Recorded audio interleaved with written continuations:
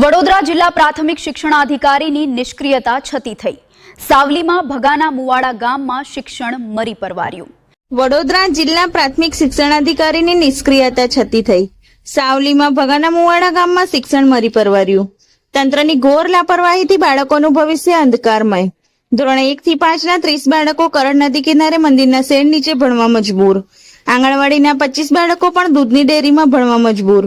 બંને સ્થળોએ વીજળી, પંખા સહિતની સુવિધા જ નથી। ધોરણ 1 થી 5 ના બાળકોને ભણાવવા માત્ર 2 જ શિક્ષકો। શું આવી રીતે ભણશે બાળકો, તેવા ઉઠ્યા સવાલ। શાળાની નવી બિલ્ડિંગની 2 વર્ષ પહેલા મંજૂરી મળી છતાં હજી સુધી બિલ્ડિંગ તૈયાર નથી કરાઈ। વનકર ટીનાબેન પ્રવીણભાઈ કયા ધોરણમાં બને છે? 5મા ધોરણમાં। અહીંયા કઈ જગ્યાએ તમે બનો છો? ખુલ્લા શેડ નીચે। પંખો છે અહીંયા? ના લાઈટ? ના। તારું નામ? વનકર ટીનાબેન પ્રવીણભાઈ। સાવલી તાલુકાના તુલસીપુરા ગ્રામ પંચાયતના ભગનમોડા ગામે છેલ્લા ઘણા વર્ષોથી આંગણવાડી કેન્દ્ર અને પ્રાથમિક શાળા જે જર્જરિત હાલતમાં છે, ડિમોલેશન કરેલી છે। એટલા માટે પ્રાથમિક શાળાના લગભગ 30થી વધારે બાળકો અને આંગણવાડી કેન્દ્રના 25થી વધારે બાળકો એ હાલમાં આટલેગાડી શેડ નીચે બની રહ્યા છે। શેડ ખુલ્લાની અંદર અને બાજુમાં કરણ નદી વહે છે। અમારા બાળકોનું જીવ જોખમમાં છે અને અમારા બાળકોને છત મળે એટલા માટે અમે સરકારશ્રી પાસે વહેલી તકે આંગણવાડી કેન્દ્રનું બાંધકામ ચાલુ થાય અને પ્રાથમિક શાળાનું બાંધકામ ચાલુ થાય તેવી અમે માગણી કરીએ છીએ। છેલ્લા 2 વર્ષથી સરકારશ્રી દ્વારા મંજૂર થઈ ગયા છે ઓરડા, તેમ છતાં પણ ટેન્ડરિંગ થતું નથી। તો ટૂંક સમયમાં જો આ અમારા માગણી સંતોષાય નહીં તો અમે ગામ લોકો સાથે ઉગ્ર આંદોલન કરીશું અને અમે માંગને સંતોષીશું। અત્યારે બાળકો કઈ બની રહ્યા છે? હાલની અંદર બાળકો હનુમાનજી દાદાના મંદિરે ઓપન જે શેડ માર્યો છે ત્યાં કરણ નદી છે, ત્યાં આગળ બાળકો ભણી રહ્યા છે। લગભગ 30થી વધારે બાળકો છે 1 થી 5 ધોરણના। આપનું નામ? મહેશભાઈ બાબુભાઈ તલાવિયા, સરપંચશ્રી।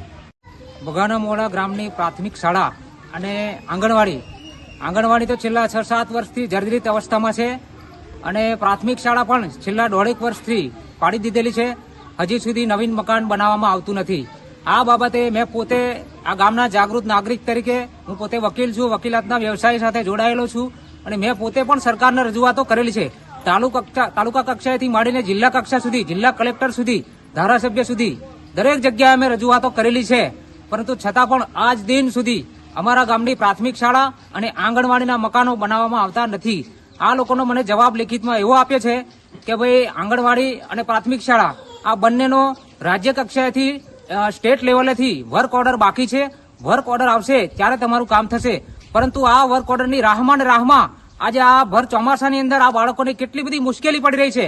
આંગણવાડીના બાળકો જે છે એ એક સામાન્ય નાનકડા એક ડેરીના મકાનની અંદર ભણી રહ્યા છે, જ્યારે બીજી બાજુ પ્રાથમિક શાળાના જે બાળકો છે એ એક મંદિરનો શેડ છે એ ખુલ્લી જગ્યાની અંદર ભણી રહ્યા છે। આ ખુલ્લી જગ્યાની અંદર ચોમાસાની અંદર ઘણા બધા એવા જીવજંતુઓ નીકળે છે, જે ઝેરી જનાવરો નીકળે છે। બાળકોને કેટલી બધી મુશ્કેલીઓનો સામનો કરવો પડે છે, વિદ્યાર્થીઓને, વાલીઓને ઘણી બધી સામનો કરવો પડે છે। એટલા માટે સરકારને અમે કહેવા માંગીએ છીએ કે તમે તમારી ઊંઘ ક્યારે ઉડશે અને ક્યારે તમે જાગશો। આ તમારી કુંભકર્ણની જે નિંદ્રા છે એ નિંદ્રાને જગાડો, બાકી અમારે ના છૂટકે આ જિલ્લા પ્રાથમિક શિક્ષણ અધિકારીની કચેરીએ અમારે ઉગ્રમાં ઉગ્ર આંદોલન કરવું પડશે, જેની નોંધ લેવામાં આવે। આપનું નામ? મારું નામ એડવોકેટ ધીરુભાઈ વાઘેલા ઉર્ફે ધીરજ વાઘેલા।